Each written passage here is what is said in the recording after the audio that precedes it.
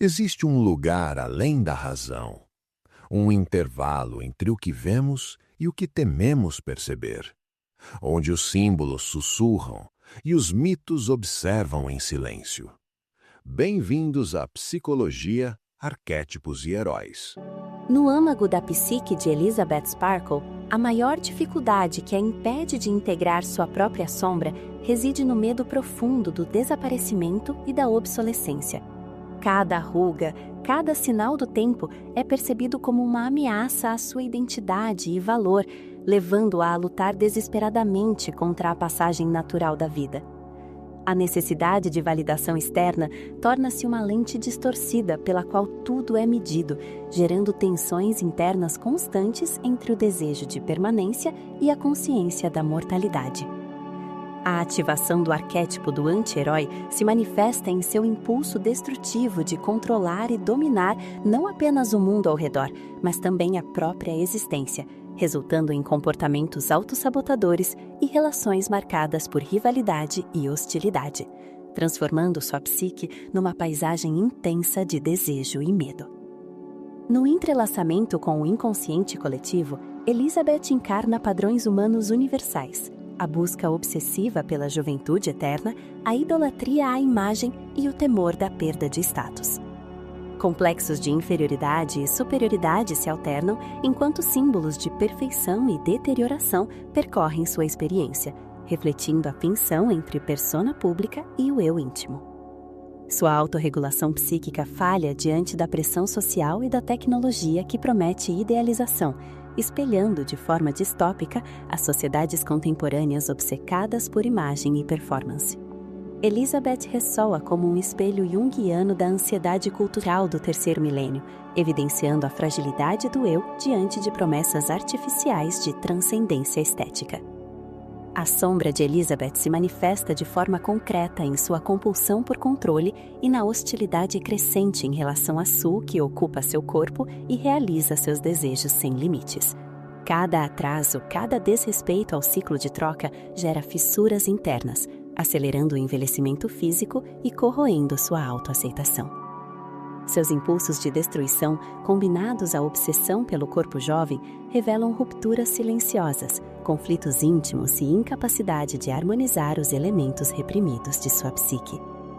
A deterioração progressiva do corpo e da mente torna-se o reflexo direto da sombra não integrada, impondo obstáculos insuperáveis e alimentando ressentimentos que corroem toda a possibilidade de reconciliação consigo mesma.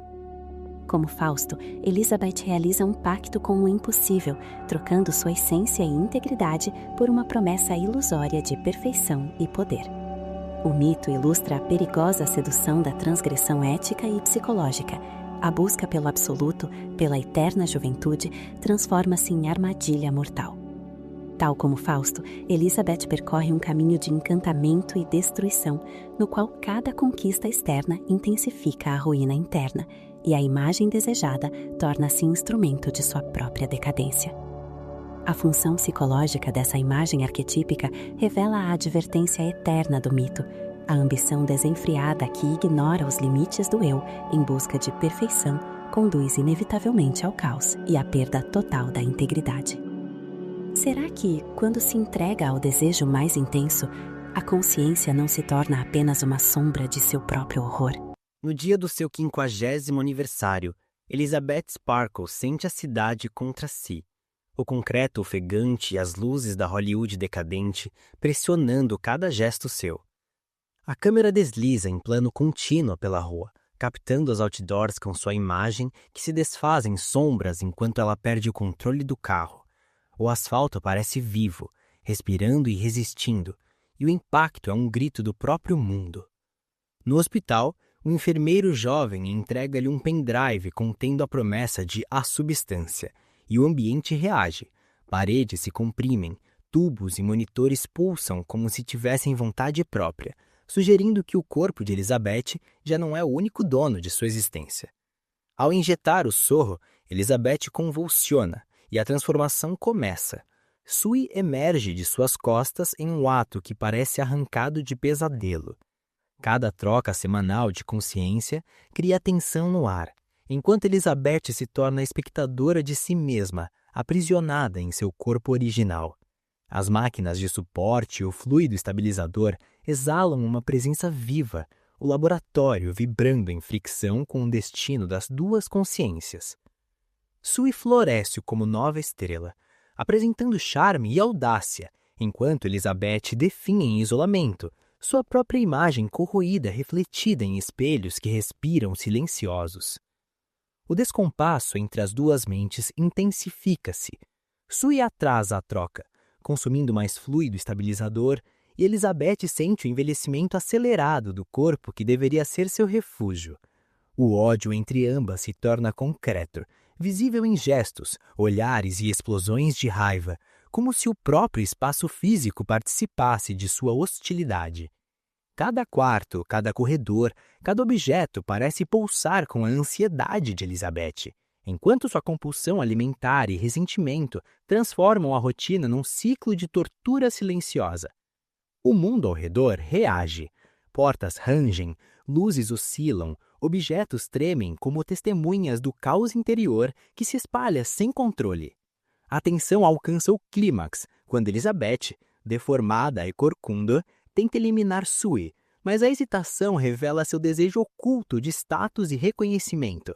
Sui percebe a traição e a violência irrompe. A cena se torna uma coreografia sombria de dor e poder. O espaço e o tempo se contraem, respirando com violência enquanto o ciclo de destruição se completa. O show de Ano Novo é apenas cenário para a carnificina psíquica, e cada elemento do estúdio parece consciente, reagindo às ações das duas mulheres. A câmera acompanha o monstro Elisa Sui tentando assumir o palco, cada passo uma pulsação do mundo que a empurra e ameaça. Quando o disfarce cai, a plateia reage em caos, e o próprio cenário parece se contorcer e sangrar. O corpo explode em vísceras, e o rosto de Elizabeth rasteja até a calçada da fama, sorrindo em alucinação antes de se dissolver. O espaço, o sangue e o concreto se movem como se respirassem, testemunhando a destruição final e imortalizando o horror. Será que a obsessão por perfeição não é em si a própria sentença de destruição que sempre aguardou dentro de nós? Você ouviu Psicologia, Arquétipos e Heróis. A jornada interior nunca termina. Até breve.